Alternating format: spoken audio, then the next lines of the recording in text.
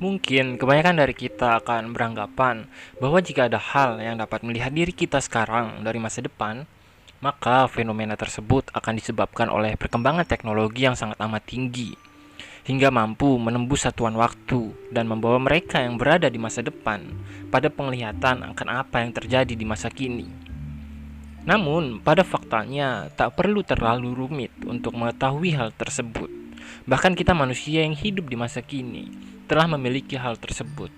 Berikut adalah dua hal yang dapat digunakan oleh masa depan untuk melihat masa kini.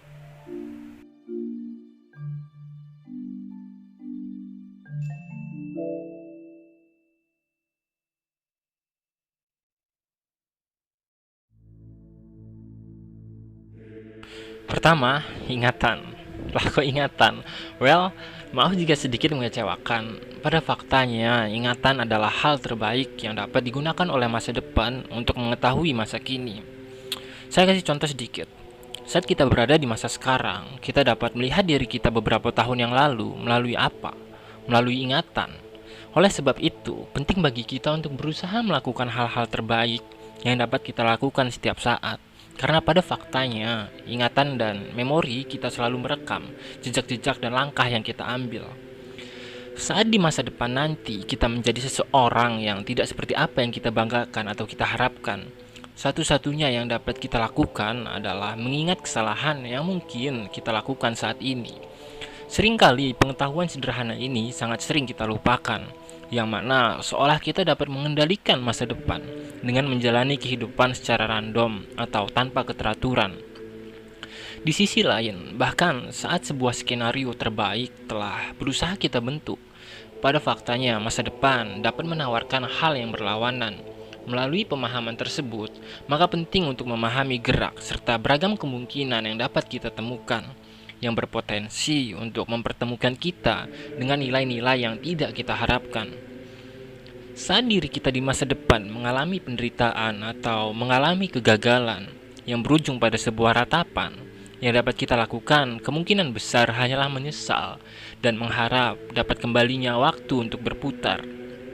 Sayangnya, semua itu tidak dapat kita lakukan, dan kita dipaksa berdamai dengan hal tersebut oleh kenyataan untuk terus melanjutkan hidup. Namun, jika pemahaman sederhana seperti kesadaran akan masa depan yang dibentuk oleh masa kini masih tidak kita pedulikan, maka kita berulang kali akan melakukan kesalahan yang sama dan berpotensi kemungkinan besar merasakan penderitaan yang sama.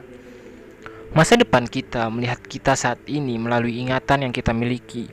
Oleh sebab itu, melakukan yang terbaik adalah satu-satunya aktivitas yang dapat kita lakukan agar diri kita yang sedang menatap kita sendiri dari masa depan merasa bangga dengan perjuangan kita, serta dapat merasakan buah manis dari hasil kerja keras yang telah kita lakukan.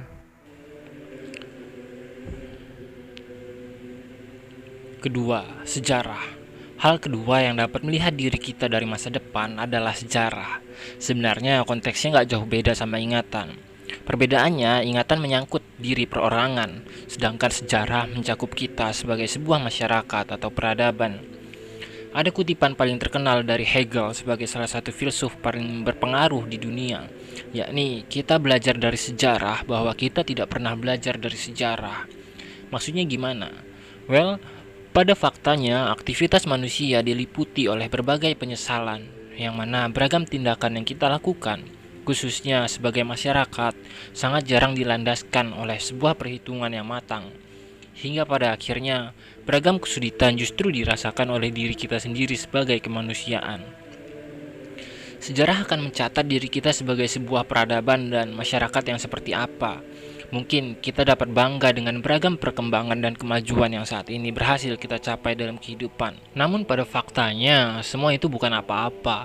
Atau dengan kata lain, semua yang kita anggap modern dan maju saat ini hanyalah sebuah ketertinggalan bagi generasi yang akan datang. Sama halnya ketika kita melihat generasi sebelumnya bersamaan dengan perkembangan dan kemajuan yang berhasil mereka capai.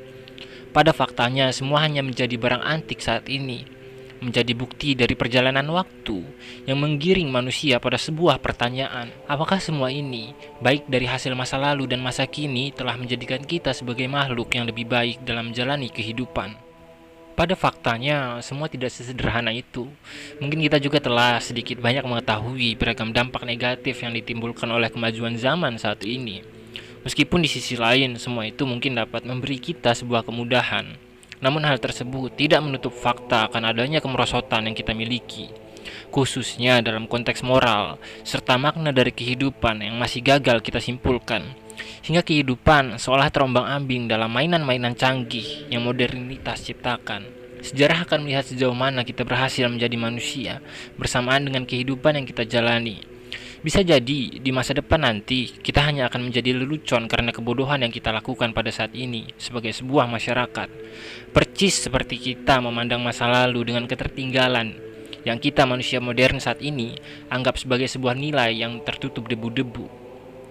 Meskipun pada faktanya alur dari waktu dan kehidupan dapat tercipta dalam bentuk kesinambungan, atau dengan kata lain, apa yang terjadi di masa kini tidak akan terjadi tanpa kesalahan-kesalahan yang terjadi di masa lalu. Namun, semua hal tersebut hanya dapat terjadi saat kita belajar dari sejarah itu sendiri. Dan yang cukup memprihatinkan adalah kita mungkin telah belajar banyak dari kegagalan dalam bentuk perangkat-perangkat esensial yang kita kembangkan, dalam bentuk teknologi dan kemajuan zaman yang kita banggakan. Namun bagaimana dengan kehidupan? Pada faktanya masih dapat kita temukan permasalahan yang tak jauh berbeda dengan apa yang para pendahulu kita hadapkan. Beragam perang, krisis, kelaparan, serta beragam permasalahan lain yang sejatinya juga harus mendapat perhatian dari kita sebagai manusia, pada faktanya masih dapat kita temukan dan kita seolah terjebak pada zona waktu yang tidak mengalami perkembangan.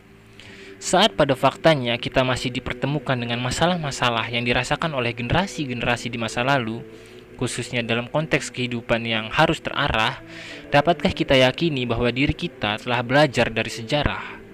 Sekian kausalitas yang hening, sampai jumpa.